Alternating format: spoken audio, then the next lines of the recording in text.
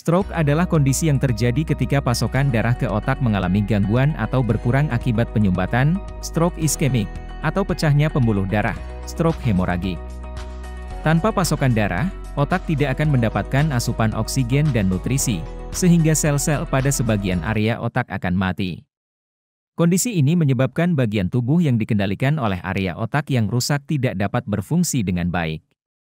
Stroke merupakan kondisi gawat darurat yang perlu ditangani secepatnya, karena sel otak dapat mati hanya dalam hitungan menit. Tindakan penanganan yang cepat dan tepat dapat meminimalkan tingkat kerusakan otak dan mencegah kemungkinan munculnya komplikasi.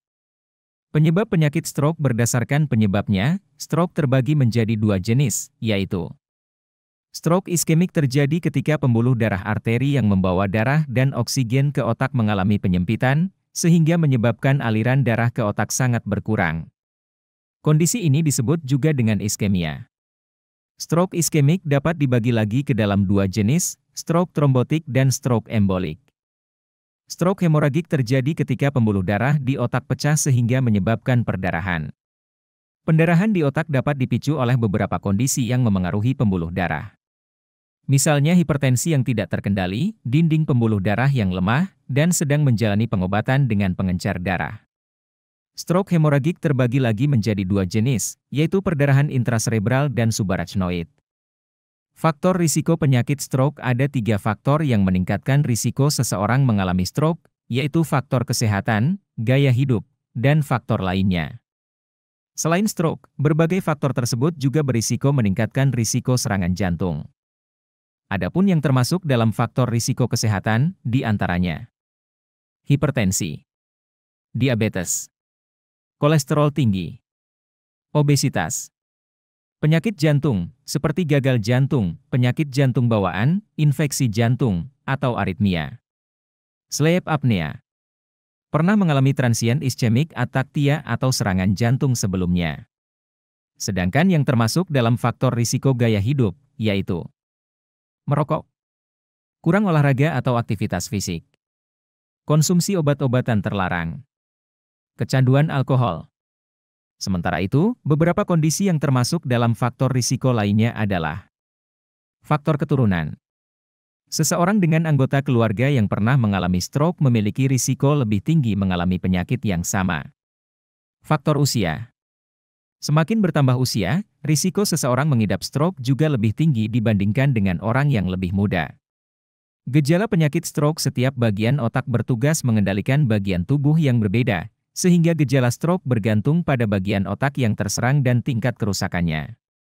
Itulah sebabnya, gejala stroke bisa bervariasi pada tiap pengidap. Namun, biasanya stroke terjadi secara mendadak. Setidaknya, ada 3 gejala utama stroke yang mudah untuk dikenali, yaitu salah satu sisi wajah akan terlihat lebih turun dan pengidap tidak mampu tersenyum karena mulut atau mata tampak terkulai. Pengidap tidak mampu mengangkat salah satu lengan karena terasa lemas atau mati rasa. Tidak hanya lengan, tungkai yang berada pada sisi yang sama dengan lengan juga mengalami kelemahan. Ucapan menjadi tidak jelas, kacau, atau bahkan tidak mampu berbicara sama sekali meski pengidap terlihat sadar. Sementara itu, gejala dan tanda stroke lainnya adalah mual dan muntah, sakit kepala hebat yang datang secara tiba-tiba, disertai kaku pada leher dan pusing seperti berputar, vertigo, mengalami penurunan kesadaran, sulit menelan, disfagia, sehingga mengakibatkan tersedak, mengalami gangguan pada keseimbangan dan koordinasi, mengalami hilang penglihatan secara tiba-tiba atau penglihatan ganda. Diagnosis penyakit stroke. Agar dapat menentukan jenis penanganan yang tepat bagi pengidap stroke, dokter akan mengevaluasi terlebih dahulu jenis stroke dan area otak yang mengalami stroke.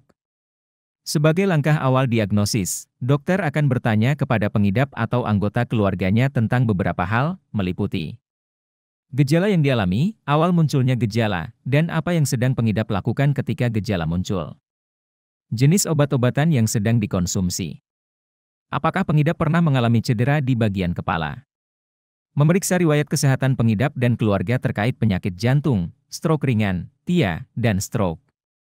Selanjutnya, dokter akan melakukan pemeriksaan fisik pengidap secara keseluruhan. Biasanya, Pemeriksaan diawali dengan mengecek tekanan darah, detak jantung, dan bunyi bising abnormal di pembuluh darah leher dengan menggunakan stetoskop.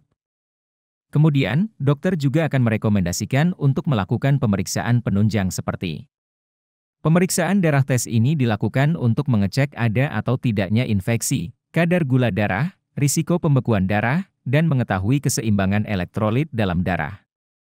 CT scan untuk mengetahui kondisi otak lebih detail.